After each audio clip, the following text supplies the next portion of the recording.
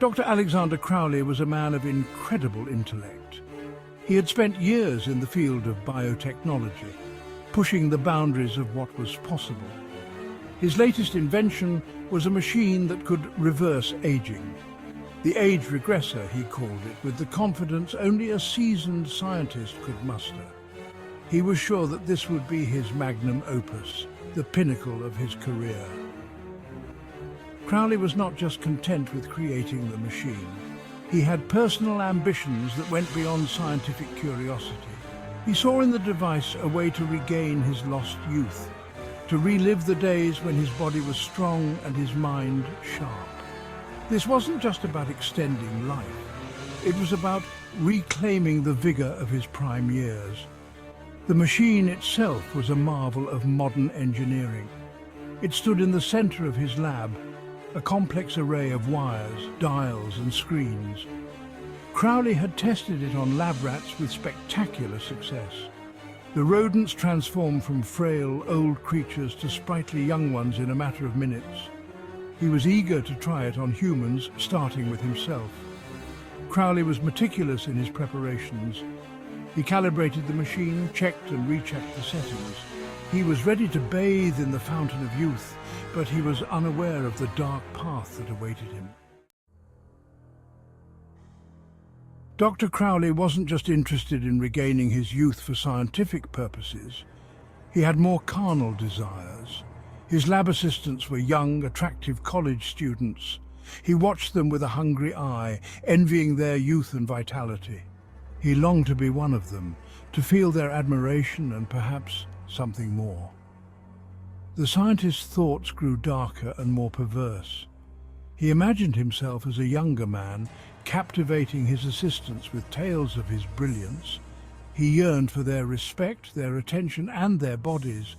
His obsession with youth became intertwined with his lust. He decided to use the machine to fulfill these desires. One evening, when the lab was empty, Crowley took the plunge. He activated the age regressor and stepped into its pulsating light. His body tingled, then burned with an intense heat as the machine worked its magic. He watched in awe as the wrinkles smoothed from his skin, his muscles firmed up and his hair darkened. Emerging from the machine, Crowley felt invincible. He looked in the mirror and saw a man in his 20s staring back. He couldn't wait to see the reactions of his assistants.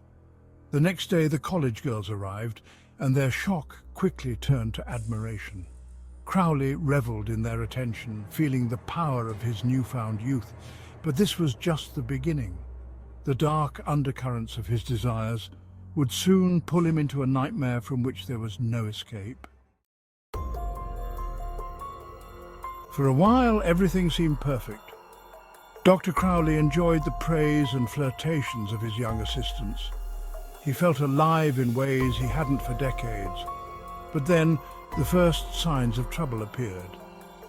It started with minor glitches in the machine, unnoticed by Crowley in his arrogance and excitement.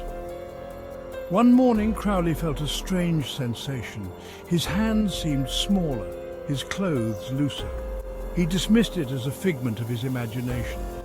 But the next day, the changes were undeniable. His body was shrinking, his features softening. Panic set in as he realized the machine had malfunctioned. Instead of maintaining his youth, it was regressing him further. Crowley tried to stop the process, frantically adjusting the machine's settings. But it was too late. Each time he stepped into the age regressor to fix the issue, it only accelerated his transformation. His assistants noticed the changes and began to whisper among themselves. The once dominating scientist was now a mere child in a man's body. As days passed, Crowley continued to regress. His hands became pudgy, his voice higher and more childish. His mind, however, remained sharp, trapped in a body that no longer matched his intellect. The humiliation was unbearable, and his assistants' attitudes began to shift from pity to mockery. The college girls had once looked up to Dr. Crowley with admiration. Now they saw him as a source of amusement. It started with small jokes, teasing comments about his shrinking stature. Look at him. He's turning into a little boy. Crowley tried to maintain his dignity, but it was a losing battle. The girls' laughter grew louder, their taunts more cruel. They would ruffle his hair, pinch his cheeks, and speak to him in baby talk. Crowley, now looking like a prepubescent child, could do nothing but endure their ridicule. His attempts to assert authority only made things worse. Oh, Alex, don't you look adorable in those clothes? The girls began to take liberties, dressing him in childlike clothes. They gave him toys and made him sit at a kiddie table during lunch. Crowley's protests were met with giggles and condescending smiles. The power dynamic had shifted completely. He was no longer Dr. Crowley, the esteemed scientist. He was Alex, the bratty child. Crowley's humiliation deepened as the girls' pranks grew more elaborate. They would hide his adult clothes, replace his lab equipment with children's toys, and mock his attempts to continue his research. He was trapped in a living nightmare, his genius rendered useless by his childish form. The college girls' mockery soon turned to revenge. They had grown tired of Crowley's lecherous behavior before his regression. Now they saw an opportunity to pay him back. They decided to use the machine to regress him further, to take away the last remnants of his dignity. Don't worry, Dr. Crowley. This will restore you to your original age. Desperate and gullible, Crowley complied. But instead of reversing the regression, the machine accelerated it. He watched in horror as his body shrank even more, his mind still painfully aware of what was happening. When he emerged, he was no more than a toddler. The girls laughed and cooed at him, treating him like a baby. Crowley tried to protest, but his voice was now a high-pitched wail. He was dressed in toddler clothes, forced to crawl and play with baby toys. His assistants enjoyed their newfound power, taking pleasure in his helplessness.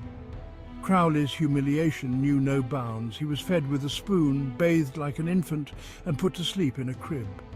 The girls took turns babysitting him, mocking his former arrogance.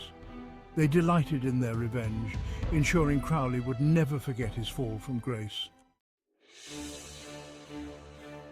Despite his toddler form, Crowley's mind was still sharp. He plotted his escape, hoping to find a way to reverse the regression. But his tiny body was a constant hindrance. He struggled to reach the machine, his small hands unable to manipulate the controls. Each attempt ended in failure, his frustration growing with each passing day. The girls watched his escape attempts with amusement. They made sure to keep him under constant supervision, thwarting his every move. Crowley's desperation grew. He knew he had to act quickly before he regressed further. But the girls were always one step ahead, anticipating his plans.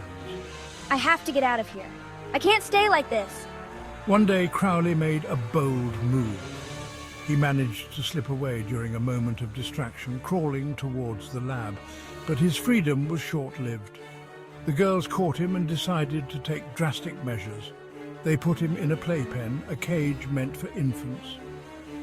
Crowley was now a prisoner in his own lab, his movements restricted by the confining bars.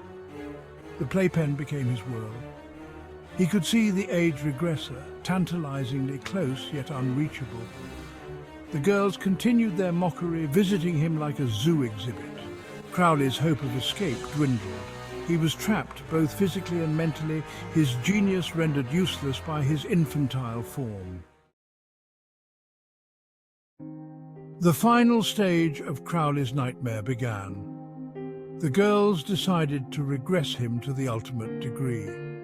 They adjusted the machine one last time, ensuring there would be no way back. Crowley, now a toddler, was placed in the machine. He knew what was coming, but was powerless to stop it. The machine hummed to life, and Crowley felt the familiar sensation of regression. His body shrank further, his limbs becoming chubby and weak. When the process was complete, he was no more than a 6-month-old baby.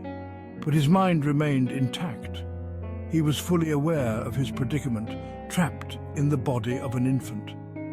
The girls dressed him in a onesie, cooing and laughing at his helpless state. They placed him in a crib, surrounded by stuffed animals and baby toys. Crowley's humiliation was complete. He could see the pity in their eyes, mixed with a sense of triumph. They had exacted their revenge, reducing him to the most vulnerable form possible. This can't be happening. I can't be stuck like this. Crowley's mind raced with thoughts of escape, but he knew it was futile. He was a baby, dependent on the very girls he had once lusted after. The machine that was supposed to grant him youth had instead condemned him to a life of helplessness. His arrogance had led to his downfall, and now he was paying the ultimate price. In the end, Crowley lay in his crib, a 6-month-old baby with the mind of a genius. He was fully aware of his fate, trapped in a nightmare of his own making. His cries echoed through the lab, a haunting reminder of the consequences of unchecked ambition and desire.